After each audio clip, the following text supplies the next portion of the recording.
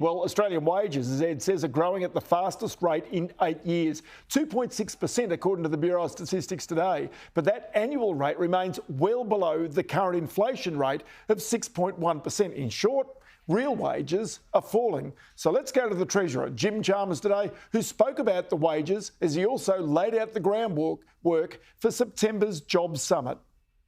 We're pleased to see wages growth picking up again, but it's well short of inflation. And that means real wages are still going backwards substantially. In fact, we've got the strongest the strongest wages growth of 2.6% since the September quarter of 2014, at the same time as we've got the biggest fall in real wages since the series began in 1998.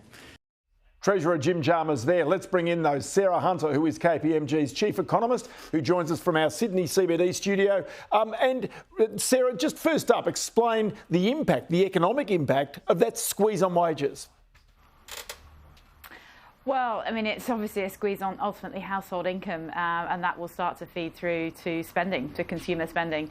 And we're likely to see it concentrated, that squeeze, on discretionary items, the things that are nice to have, the things that you have to have, food, petrol in your car, rent or your mortgage. Those are things you can't avoid paying for. So it'll be discretionary spending where we see the biggest impact. But yeah, going forward, it's likely to put a bit of a dampener on momentum in consumer spending. But that is also what the increase in the interest rates from the Reserve Bank is all about, to try and quell the spending of Australians. So is this really the object of the exercise?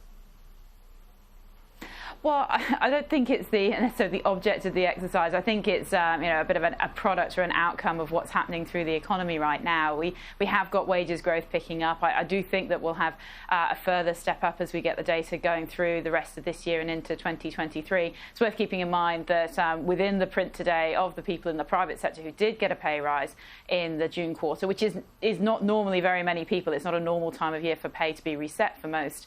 That averaged 3.8%, so quite a lot stronger than the headline. So we can expect, as more people get their pay reset, that the pace of growth is going to increase. But it is going to be behind inflation for a while, and that is partly because of some of the drivers of inflation. When we've got the impact of floods on food prices, we've obviously got the fuel price moves and other commodities in global markets this year, although easing now, but still very high relative to where they were a year ago.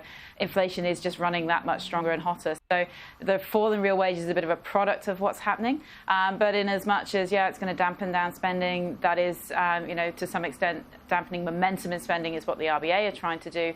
The two things are coming together, yes. OK, but there's one other aspect of this, because claims for higher wages is going to also come through as a result of this higher inflation.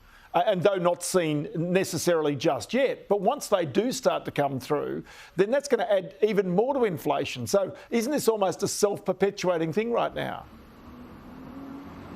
Well, I'm not sure that it is just yet. So I think that we don't really have any clear signs of that. And I think a couple of things are likely to play through over the next few months, which will be interesting to observe and to keep in mind as you're looking at headline inflation prints and wage prints versus underlying dynamics. In terms of headline inflation, assuming we don't get any other major shocks in the global economy, we don't have any other major floods domestically, we are going to see the inflation rate on food, on fuel, other commodities, which are really driving a lot of what's happening to headline inflation right now, they're all going to ease. So that headline rate should probably top out towards the end of this year. We obviously have the Treasury forecast for that, and then start to ease going into next year.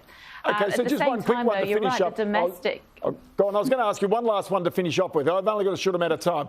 Is this enough to have the Reserve Bank take off these 0.5% interest rate rises that we've seen? Is this enough to cool them down just a little bit? I don't think it's necessarily you can take it completely off the table. In fact, I think we are maybe more likely than not to see another 50 basis point move in September. But certainly they'll be looking more generally at how high they have to go and how fast they have to get there from now on. The first few rises, they had to happen, if you like. Now we're perhaps more entering a phase where you can be a bit more circumspect. And we had that signal from the statement, right? They were saying they're going to be data-driven, and this is one of the data points they monitor.